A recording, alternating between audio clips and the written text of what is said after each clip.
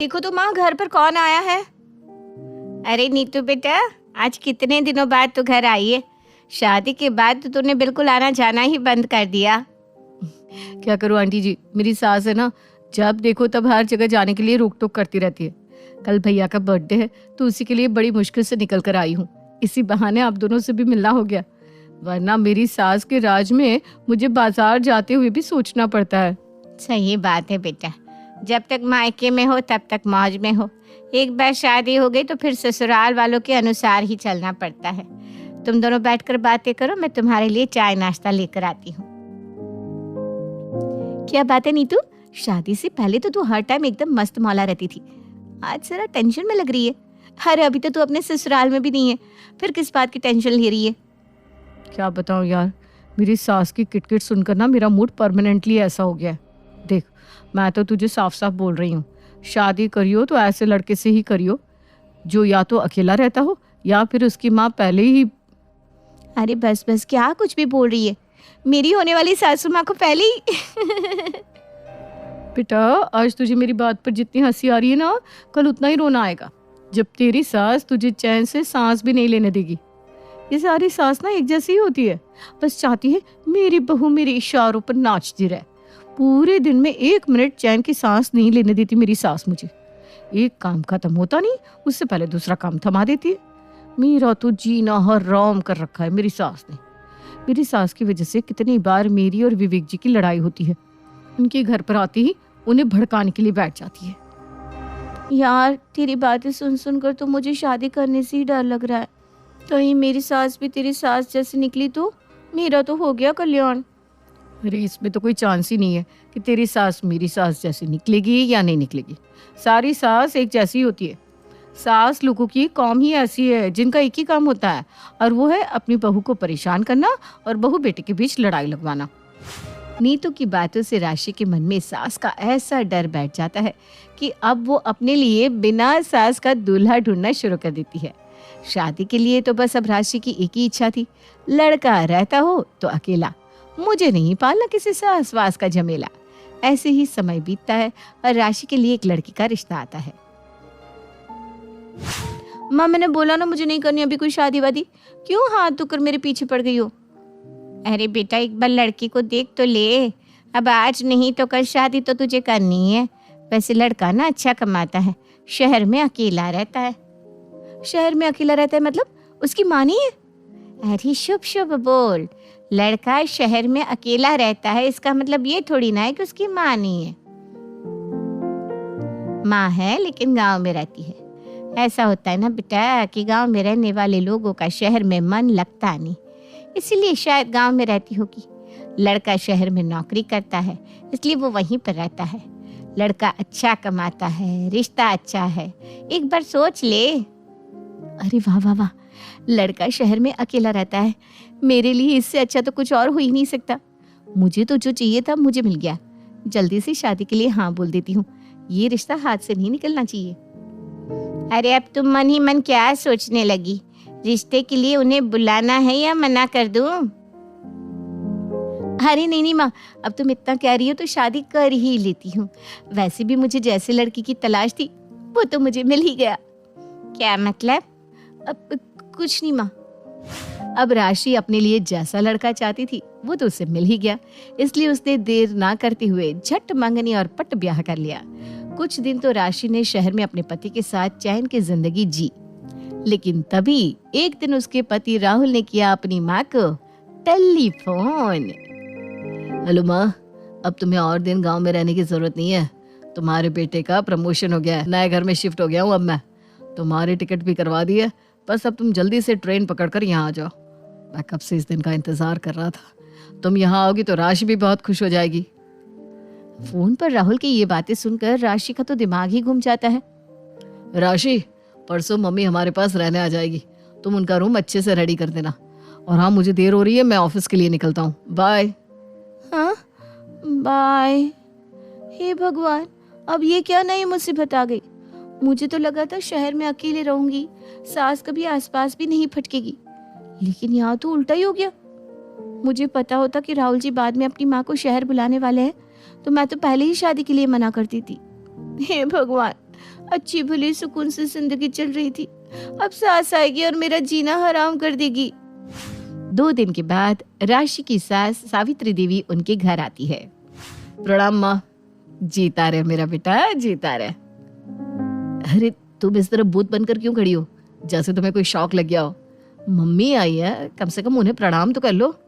हाँ हाँ, प्रणाम मम्मी जी, प्रणाम। प्रणाम बेटा, जीती रहे, सदा सुहागन रहे। राशि, अब तुम जल्दी से नाश्ता बना दो, माँ भी पूरी रात ट्रैवल करके आई है, मुझे भी ऑफिस जाना है और थोड़ा जल्दी करना। हाँ? नाश्ता तो मैंने बना दिया है राहुल जी, आज आपके लिए एवोकाडो टोस्ट बनाया है, माँ जी के लिए भी बना देती हूँ। एवोकाडो क्या होता है बहू? माँ जी वो एक फ्रूट है। पता नहीं बहू ये कौन सा फल है, मैंने तो कभी इसका नाम भी नहीं सुना, पता नहीं कैसा लगेगा। मैं एक काम करती हूँ, सबके लिए नाश्ता आज मैं बनाती हूँ, गांव से शुद्ध घी लेकर आई हूँ, अभी सबके लिए गर्मा गर्म आलू के पराठे बनाती हूँ। हाँ माँ, तुम्हारे हाथ के पराठे खाने के लिए तो मैं ऑफिस भी लेट चला जाऊंगा, इतना टाइम हो गया है आलू के पराठे खाए हुए, जल्दी से बनाओ ना माँ।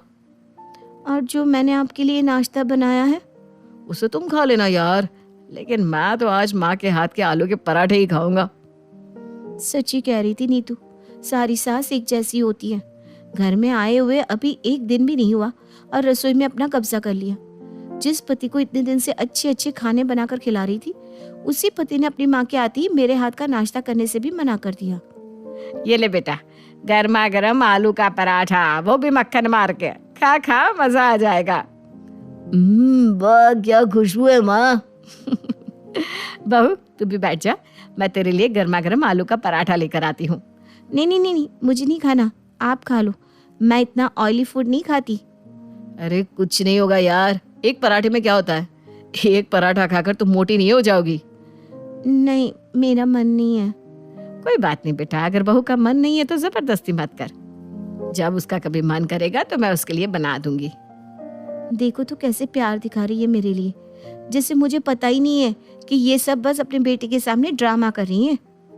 ऐसे ही समय बीतता है। कुछ दिन बाद, सुनो राशि, आज शाम को मेरे कुछ कलीग्स डिनर पर आने वाले हैं, तुम उनके लिए कुछ अच्छा सा खाना बना लेना। जब से शादी हुई है तब से कह रहे हैं भाभी के हाथ का खाना खाना है। हाँ बिल्कुल राहुल जी, मैं शाम को सबके लिए अच्छा सा खाना तैयार कर दूंगी। सबके लिए डिनर बनाने के लिए राशि दोपहर को ही खाना बनाने की तैयारियां शुरू कर देती है। शाम तक सारा खाना बनकर तैयार भी हो जाता है। राशि अपने रूम में रेडी होने जाती है, तभी पीछे से उसकी सास सावित्री देवी किचन में आती है। वाह वाह वाह, खुशबू तो बहुत अच्छी आ रही है। आहा, बहू ने तो मेरे फेवरेट दम आलू बनाए हैं, इसकी खुशबू से तो मुझसे रहा ही नहीं जा रहा। अभी तो मेहमानों के आने में टाइम है, तब तक थोड़े दम आलू चक्कर देख लेती हूँ। सावित्री एक कटोरी में थोड़े से दम आलू लेकर चख लेती है। अरे इसमें तो बिल्कुल नमक ही नहीं है, लगता है इतने सारे काम में बहू नमक डालना ही भूल गई। चलो कोई बात नहीं, मैं नमक डाल देती हूँ, बहू आएगी तो उसे बता दूंगी, कहीं ऐसा ना हो कि वो भी इसमें नमक डाल दे। ये सोचकर सावित्री देवी दम आलू में नमक डाल देती है। माँ जी, आप किचन में क्या कर रही हैं? कुछ नहीं बहू, वो बस मैं खाना। इससे पहले कि सावित्री देवी कुछ और बोल पाती, दरवाजे की घंटी बज जाती है। Ding dong. और राशि अपनी सास की बात सुने बिना ही गेट खोलकर सभी का स्वागत करती है। सब खाना खाने बैठते हैं। अरे वाह भाभी, दम आलू, ये तो मेरे फेवरेट है। अच्छा किया जो आपने आज दम आलू बना दिए, बहुत तारीफ सुनी है मैंने आपके दम आलू की, आज फाइनली आपके हाथ के दम आलू खाने को मिल ही गए। हे भगवान, दम आलू से याद आया, मैं तो दम आलू में नमक डालना ही भूल गई थी। अब क्या करूं? वाह क्या दम आलू बनाए भाभी, ओए होए होए, बड़े बड़े रेस्टोरेंट वालों को भी फेल कर दिया। एक नंबर। हाँ राशि, इतने अच्छे दम आलू तो तुमने कभी मेरे लिए भी नहीं बनाए, सच में बहुत टेस्टी बनाया। टेस्टी बना है? नमक वगैरह सब ठीक है ना? भाभी एकदम परफेक्ट। ये कैसे हो गया? मैं तो दम आलू में नमक डालना ही भूल गई थी, तो फिर इसके अंदर नमक आया कहाँ से? अरे हाँ, माँ जी किचन में गई थी, कहीं उन्होंने ही तो दम आलू में नमक नहीं डाला। इसका मतलब माँ जी जानबूझकर मेरी सब्जी को खराब करना चाहती थी, सबके सामने मेरे इंसल्ट करवाना चाहती थी। वो तो भगवान का शुक्र है कि मैं सब्जी में नमक डालना ही भूल गई, वरना अगर मैंने सब्जी में नमक डाल दिया होता तो माँ जी तो राहुल जी के कुलिक्स के सामने मेरी बेइज्जती करवा दी थी। बहुत चालू है, मुझे इनसे बचकर रहना होगा। सब खाना खाकर वहां से चले जाते हैं। इसी बीच सुमित्रा राशि को वो नमक वाली बात बताना भूल जाती है। राशि तो पहले ही सास के नाम से इतनी नेगेटिव थी और अब तो वो अपनी सास से और ज्यादा चिढ़ने लगी। ऐसे ही समय बीतता है। तभी एक दिन, राशि कहाँ है माँ? बेटा वो तो बाजार में सामान खरीदने गई थी, बस आती ही होगी। हे भगवान, आज ये फिर से मार्केट में शॉपिंग करने पहुंच गई। इसने तो हर महीने का नियम बना लिया है, चाहे जरूरत हो या ना हो, दुनिया भर की शॉपिंग करनी है। अभी तक तो मैंने इसे कुछ नहीं कहा, लेकिन अगर आज ये बेफिजुल का सामान लेकर आई ना तो क्या है? क्या बेफिजुल का सामान लाती है मेरी बहू? मैंने तो आज तक उसे कुछ बेफिजुल का सामान खरीदते हुए नहीं देखा। खबरदार जो तूने उससे कुछ भी कहा तो। उसी वक्त घर की बेल बजती है। राहुल जाकर दरवाजा खोलता है तो राशि के हाथ में इतने सारे शॉपिंग बैग्स देखकर उसका पारा हाई हो जाता है। क्या है ये सब? मतलब ये इतने सारे शॉपिंग बैग्स? तुम्हें पता भी है मैं कितनी मेहनत से पैसे कमाता हूँ, और तुम हो कि हर महीने जाकर बेफिजुल में इतने सारे पैसे खर्च कर देती हो। अरे उसे घर के अंदर तो आने दे बेटा। और तू होता कौन है उसे कुछ बोलने वाला? क्या बेफिजुल खर्च किया है मेरी बहू ने? अब तेरी बीवी है तो खर्चा भी तो तू ही उठाएगा ना। इतना पैसा कमाता है, मेरी बहू ने थोड़ी सी शॉपिंग कर ली तो क्या हो गया? तुम तो रहने ही दो माँ, तुम इसे और सर पर मत चढ़ाओ। देखो तो कितना सारा सामान लेकर आई है। इतने सामान की जरूरत भी है क्या? मुझे पक्का पता है इसमें सारे के सारे कपड़े होंगे। इसकी अलमारी तो जाकर देखो माँ, कपड़ों से लदी पड़ी है। एक कपड़ा रखने की जगह नहीं है इसमें। उसके बाद भी इतने सारे कपड़े और ले आई। अब इन कपड़ों को रखने के लिए एक नई अलमारी और खरीदो। अरे तो खरीद लेना। तेरे पास अलमारी खरीदने के पैसे नहीं है, या घर में अलमारी रखने की जगह नहीं है? इतने पैसे कमाता है, थोड़े से बहू ने खर्च कर दिए तो देखो कैसे कर रहा है। वो बेचारी हमेशा तेरा ख्याल रखती है, तेरे खाने पीने का, तेरे कपड़ों का, हर चीज का ध्यान रखती है। उसके लिए तू इतना भी नहीं कर सकता? माँ अब तुम तो शुरू मत हो जाओ, तुम इसकी आदत और खराब कर रही हो। बस बहुत हो गया, वापस कराऊंगी मैं ये सारे कपड़े। नहीं लेना मुझे आपके पैसों से कुछ भी, कल जाकर सब वापस कराऊंगी। राशि गुस्से में अपने कमरे में चली जाती है। कर दिया ना मेरी बहू को नाराज। क्या जरूरत थी ये सब बोलने की? एक तो वो पूरा दिन तेरी चाकरी में लगी रहे, और अगर तेरे कमाए हुए पैसों से कुछ खरीद ले तो तेरे तेवर देखो। इससे अच्छा होता कि मेरी बहू खुद नौकरी करती और तू घर संभालता। जब पैसे कमाकर तुझ पर हुक्म चलाती ना, तब अच्छा होता। आज तक मुझे राहुल जी ने कभी शॉपिंग करने के लिए कुछ नहीं कहा, लेकिन मम्मी जी की आती मुझे शॉपिंग के लिए टोकना शुरू कर दिया। बहुत अच्छी बन रही थी ना बाहर मेरे सामने, लेकिन मुझे अच्छे से पता है इन्होंने ही राहुल जी को भड़काया है कि देख तेरे कितने पैसे खर्च करती है, थोड़ी दिन में तो तुझे कंगाल बना देगी। इस सास ने तो मेरा जीना हराम करके रख दिया। बस अब बहुत हो गया, मैं इनके साथ अब और नहीं रह सकती। मैं अपने मायके चली जाऊंगी, मम्मी को ही फोन करती हूँ। राशि परेशान होकर अपनी मम्मी को फोन करती है। हेलो मम्मी, मुझे नहीं रहना यहाँ पर। आए दिन मेरी सास की वजह से यहाँ पर कोई ना कोई तमाशा होता रहता है। अरे क्या हो गया बेटा, एकदम से क्या बोल रही है तू? कुछ कह दिया क्या तेरी सासू माँ ने तुझे? कहती तो वो मुझे कुछ नहीं है, लेकिन मेरे पीछे से मेरे ही खिलाफ षड्यंत्र रचती रहती है। मेरे सामने तो इतनी अच्छी बनने का नाटक करती है, लेकिन मेरे पीछे से राहुल जी को मेरे खिलाफ भड़काती है। आज मैं शॉपिंग करके आई ना, तो राहुल जी ने मुझे इतना डांटा, आज से पहले तो कभी कुछ नहीं कहा। बेटा अगर उसने तुझे शॉपिंग के लिए डांटा है तो सही तो डांटा। तुझे पता भी है ना तू कितनी बेफिजुल की शॉपिंग करती है। तेरे आधे से ज्यादा कपड़े तो ऐसे हैं जो तू एक बार खरीद लेती है और फिर उन्हें पहनती तक नहीं। अलमारी में सजे रहते हैं तेरे कपड़े। ऐसे में राहुल जी तुझे डांटेंगे ही ना, इसमें तेरी सास की क्या गलती? मम्मी मुझे लगा था कम से कम आप तो मुझे सपोर्ट करोगे, लेकिन आप तो उल्टा मेरी सास को ही सपोर्ट करने लग गए। मैं किसी को सपोर्ट नहीं कर रही हूँ, मैं बस तुझे समझा रही हूँ कि तू जो हर दूसरे तीसरे दिन अपनी सास की बुराई करने के लिए मुझे फ़ोन लगाती है ना, वो ठीक नहीं है। मैं तेरी सास से मिली हूँ, अच्छी तरह बात की है, बहुत अच्छी तरह जानती हूँ मैं सावित्री बहन जी को। तू जैसा कह रही है ना वो वैसी बिल्कुल भी नहीं है। तुम तो रहने ही दो माँ, एक सास का दुख सिर्फ बहू ही समझ सकती है। सब सास एक जैसी होती है, कोई सास ऐसी नहीं होती जो अपनी बहू को खुशी दे। अच्छा, तब तो अगर तेरी भाभी भी ऐसा सोचने लगी तो क्या होगा? वो भी हर बात का कसूरवार मुझे ठहरा कर अपने मायके चली जाएगी। लेकिन माँ, तुम ऐसे थोड़ी ना हो।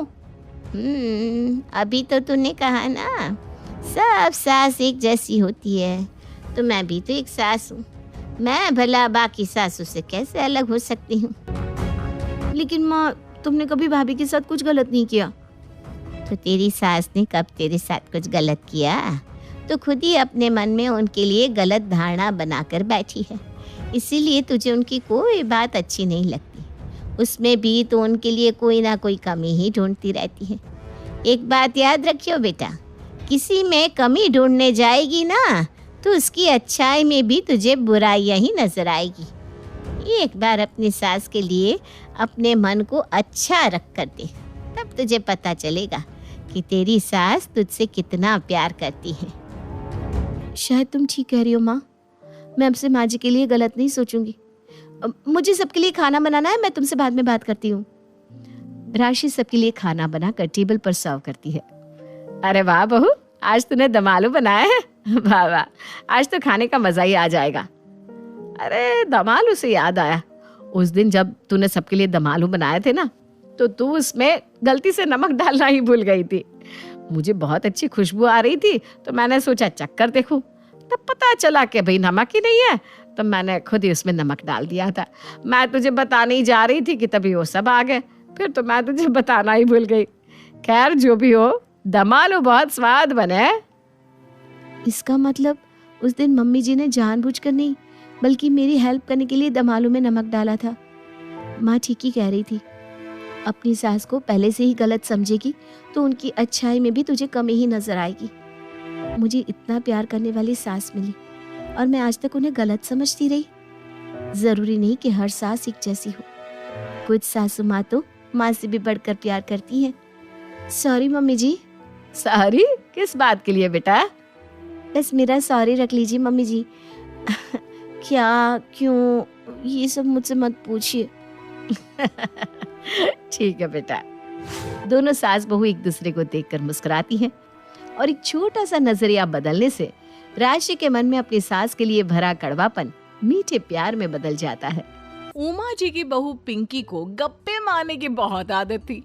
वो जब भी किसी के बारे में बातें करती तो बड़े बड़े गप्पे फेंका करती।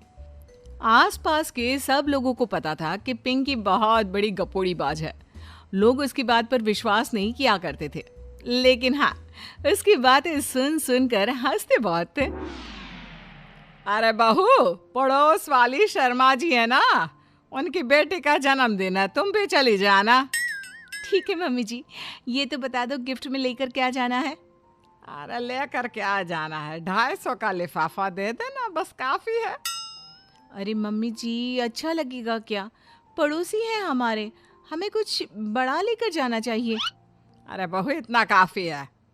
जानती हैं आप, मेरे मायके में जब पड़ोस में किसी की बर्थडे होती थी ना, तो मम्मी कुछ ना कुछ गोल्ड का ही देकर भेजती थी। पड़ोसी के बर्थडे में सोना? कैसी बातें करती हो। और नहीं तो क्या, आपकी तरह थोड़ी ना लिफाफा पकड़ा दिया।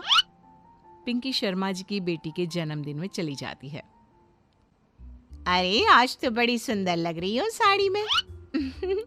जी मैं तो लहंगा पहनकर आने वाली थी, मम्मी जी नहीं मानी। अरे बेटा, बर्थडे पार्टी में तो साड़ी चल जाती है, मेरा मतलब कोई शादी थोड़ी ना है। कैसी बात कर रही हैं आप आंटी जी? मेरे मायके में तो छोटे छोटे फंक्शन भी हम लोग लहंगा बनवाते थे बुटीक से, डिजाइन करवाकर। चाहे पड़ोस में किसी का जन्मदिन हो, मेरी मम्मी हमेशा बुटीक से नया लहंगा डिजाइन करवाती थी। मैंने तो ऐसा कहीं नहीं देखा। ये तो तुमने आज बड़े कमाल की बात बताई। अरे जाने दीजिए, कोई बात नहीं। और बताइए, आपकी बेटी नजर नहीं आ रही? अरे भाभी, मैं यहाँ हूँ। ये देखिए मेरा ड्रेस कैसा लग रहा है? ठीक ही है, मतलब बर्थडे के हिसाब से थोड़ा हल्का है ना। अरे भाभी, इतना सुंदर गाउन पहना है मैंने। मैं ना शादी से पहले अपने बर्थडे पर हमेशा जरी वाला लहंगा पहना करती थी। यही मैं तुम्हारी मम्मी को भी बता रही थी। इसके बाद केक काटने का प्रोग्राम शुरू होता है। सब लोग इकट्ठे हो जाते हैं। शर्मा जी की बेटी का केक देखकर पिंकी से रहा नहीं जाता। उसके अंदर का गपोड़ी बाज बाहर निकल कर आ जाता है। अरे इतना छोटा सा केक! अरे बेटा, मेहमानों के हिसाब से ही है, जितने लोग इतना बड़ा केक। आंटी जी, कम से कम 4 या 5 मंजिल वाला केक तो बनाना चाहिए था। आपकी बेटी का बर्थडे रोज रोज थोड़ी ना आता है। मेरे बर्थडे पर हमेशा पापा 4 केक बनवाते थे। सारे केक 4-4 मंजिल के होते थे। वहां पर सारे लोग उमा जी के मोहल्ले के ही थे और वो पिंकी के गप्पे मारने की आदत से अच्छी तरह वाकिफ थे, इसलिए सब लोग उसकी बात सुनकर हंसने लगे, लेकिन किसी ने पिंकी से कुछ नहीं कहा। एक दिन सुबह सुबह पिंकी ने अपनी सास से कहा, मम्मी जी, मेरे मम्मी पापा मुझसे मिलने के लिए यहाँ आ रहे हैं। अरे वाह, ये तो बहुत अच्छी बात है। उनके आने की तैयारी करो, अच्छा अच्छा खाना बनाओ। वैसे कब तक आएंगे? मम्मी जी फ्लाइट से आ रहे हैं, कल शाम को 4 बजे की फ्लाइट है। फ्लाइट? लेकिन बेटा तेरा मायका तो यहाँ से 2 घंटे की दूरी पर है। तेरे मम्मी पापा फ्लाइट से कब से आने लगे? अरे मम्मी जी, आपको पता नहीं है, मेरे मम्मी पापा ना आधे घंटे की दूरी के लिए भी फ्लाइट का टिकट बुक करवाती है। अरे गप्पे थोड़े कम मारा करो बहू। कोई फ्लाइट से तब आएगा ना जब यहाँ पर एयरपोर्ट होगा। तुम्हारी मम्मी क्या उड़कर आएगी घर में?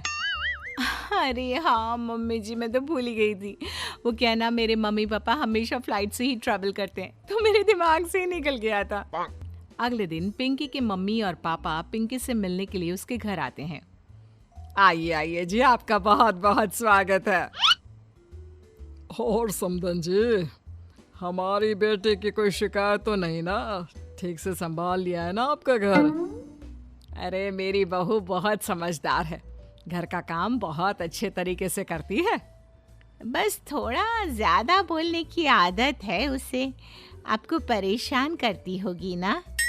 बात तो आपकी सही है, उसकी थोड़ा ज्यादा नहीं बहुत ज्यादा बोलने की आदत है।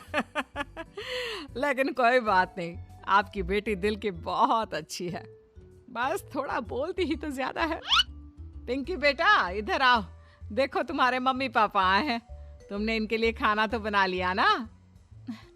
वो क्या है ना मम्मी जी, आपसे एक बात कहनी थी। हाँ हाँ बोलो बहू, क्या बात है? डरने की कोई जरूरत नहीं। वो मम्मी जी, मैंने सोचा मम्मी पापा आए हैं तो खाना बाहर से मंगवा लेती हूँ। अरे कोई बात नहीं बेटा, वैसे भी तुम किचन में काम करने लग जाती तो अपने मम्मी पापा से बात कब करती। बहुत अच्छा किया। अब तुम अपने मम्मी पापा के साथ बैठकर आराम से बात करो, मैं अंदर जाती हूँ। शाम का वक्त जैसे ही दरवाजे की घंटी बजी, 3-4 लोग हाथों में खाने के बहुत सारे पैकेट लेकर उमा जी के घर पहुंच गए। अरे भाई कौन है आप लोग? लगता है गलत पते पर आ गए। नहीं नहीं माँ जी, हम तो खाने का ऑर्डर डिलीवर करने आए हैं, यहीं से बुकिंग मिली थी। अरे नहीं नहीं, आपको कोई गलत फहमी हुई है। हमारे यहाँ तो 2 ही मेहमान आए हैं। आपके हाथ के पैकेट देखकर लगता है इसमें 50 लोगों का खाना है। माँ जी आपने सही समझा, खाना तो इसमें 50 लोगों का ही है, क्योंकि हमें ऑर्डर यहीं से 50 लोगों का मिला है। अरे लेकिन इतना सारा खाना? कहीं मेरी बहू ने अपनी गप मारने की आदत के चलते ऐसा तो नहीं कर दिया? ये खाना आप रख लीजिए और हमें हमारे पैसे दे दीजिए। अच्छा वैसे कितने का बिल बना है? ज्यादा नहीं, बस 10,000 दे दीजिए। उन लोगों की बात सुनकर उमा जी पिंकी को आवाज देकर वहां बुलाती है। जैसे ही पिंकी वहां आती है, खुश होते हुए उन लोगों को वहां पर खाना रखने के लिए कहती है। अरे इतना सारा खाना क्यों मंगवाया बहू? अरे मम्मी जी, मैंने आपको बताया तो था, मम्मी पापा आए हैं तो मैं खाना बाहर से मंगवा रही हूँ। ये बात सही है बेटा, लेकिन 2 लोगों के लिए 50 लोगों का खाना? अरे मम्मी जी, कुछ कम पड़ जाए तो अच्छा थोड़ी ना लगता है, और मेरे मायके में तो ऐसा ही होता है, एक्स्ट्रा खाना मंगवाते हैं हम लोग। तभी पिंकी के मम्मी और पापा वहां पर आते हैं। अरे बेटा, एक्स्ट्रा खाना मंगवाने का मतलब ये थोड़ी ना होता है कि 2 लोगों के खाने के लिए 50 लोगों का खाना मंगवा लो। और बेटा, तुम्हारी गप मारने की आदत के चलते 10,000 का बिल आया है। तुम्हें नहीं लगता ये गलत है? देखो बहू, बढ़ा चढ़ाकर बातें करना अपनी जगह, लेकिन इतनी बड़ी बड़ी फेंकना भी गलत है ना। पहली बात तो इतने सारे पैसे लगे और दूसरी बात खाना वेस्ट होगा। आप लोग ठीक कहते हैं। मैं आज के बाद अपनी इस आदत को कंट्रोल करने की कोशिश करूंगी और अब से गप थोड़ी कम मारा करूंगी। पिंकी की बात सुनकर सब लोग हंसने लगे।